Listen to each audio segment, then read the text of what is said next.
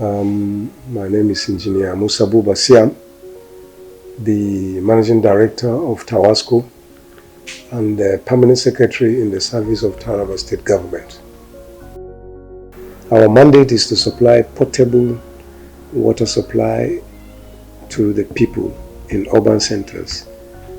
And the next one is to ensure that we manage liquid waste that come from households in urban centers in Taraba State. And so that is our mandate, and our functions go along with that.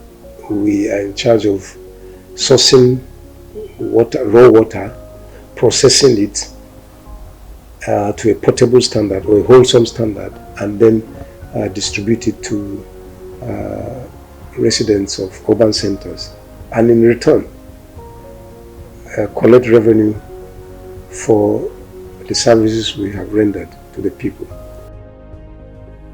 We have what we call a customer engagement protocol.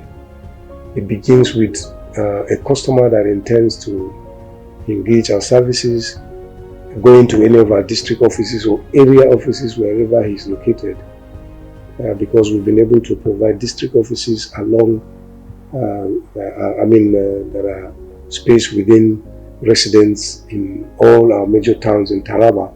So you'll approach our district office or area office, as the case may be, and then apply for registration. And then we send our engineers or technicians to go to your residence to assess, first to determine where you are located, and then to know whether we have service pipelines along that area. And then once it is determined, they do a sketch, and then they bring the information back to the office, and then an approval is given for you to be reconnected, and then all your commitments are spelled out to you, and then once you pay, then we deploy our staff to go and connect you. We are in the process of metering all our customers so that we will avoid wastage. So all our customers will have to be metered, and there is a charge for the metering and a charge for service connection. Those are the things you need to fulfill before you get connected to our service.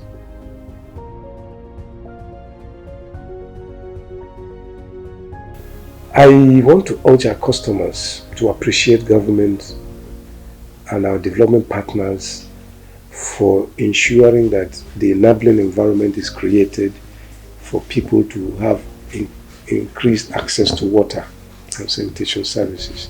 It is capital intensive to put water and sanitation services in place, and once that is done, people should appreciate government for the effort to put those things in place, and then own the projects. Let people see it as their own, and the only way they can reciprocate it is to pay their water bills. Once the water bills are paid, we'll have money to sustain the system. Over-dependence on government has its own implication, because government has various needs that require its attention. Over-dependence on government might hamper the sustainability of our services. So we want people to reciprocate government gesture by paying their bills so that we can sustain the system. We've started engagement of the Meruas, whose services we cannot overlook or downplay, because they are playing a key role in bridging the gap that we have not been able to cover. So they are very strategic in water supply water supply service to the people, and to some extent even sanitation services, because some of them empty. That is another group. But for the Meruas, we've started engaging them to ensure that once we are sure of adequate water supply, our thinking is that the Meruas can access our selling points, our points where they can get potable water to go and distribute to the people, rather than going to sources where we are not sure of the quality. So we are engaging them gradually, because such things take time. And we have to create awareness amongst them to understand our direction. With the coming of EWASH, you said EWASH has tremendously impacted positively to the development of water and sanitation services in Taraba State. Beginning with the governance or the enabling environment, they have been able to draw up the consciousness of government and attention to the water and sanitation sector. We now have, through their intervention, we have a robust WASH law, which has been lacking since the creation of the state. We also have a WASH policy that also has not been there. So we have a complete legal framework that will not scare private investors into Taraba. So people are now safe to come into Taraba to invest in the water sector. We through the, you said EWASH, we've been able to convince government to create agencies, about 4 agencies that have one key role or the other to play in the water sector. EWASH has facilitated a lot of training for our people, workshops, seminars, and hands-on training. And they have also deployed computers and softwares to help us in our day-to-day operations. And they also, under the Utility Support Fund, there's provision for helping us in putting some of our ailing infrastructure into good shape. So we have enjoyed so far a lot of support from, you said EWASH, which is helping us to improve our services generally to the people.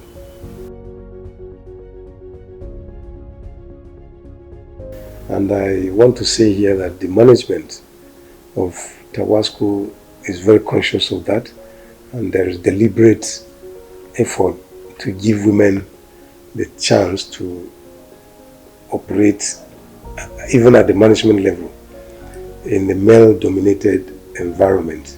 As we speak, we've been able to appoint 3 female engineers as district managers, which was not there before. So they are now at the middle management level.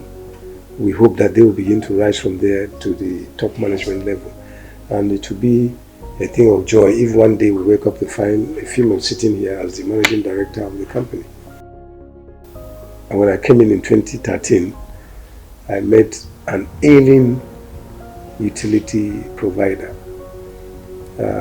Most of our stations were grounded. There was no water supply in major cities in the state.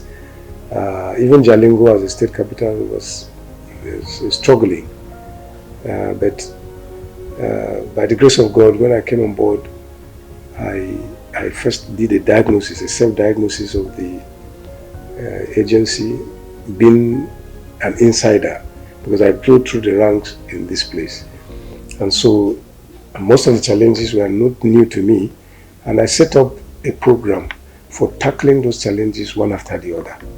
So quickly I was able to identify few key staff that can help in the reform that we have proposed to do.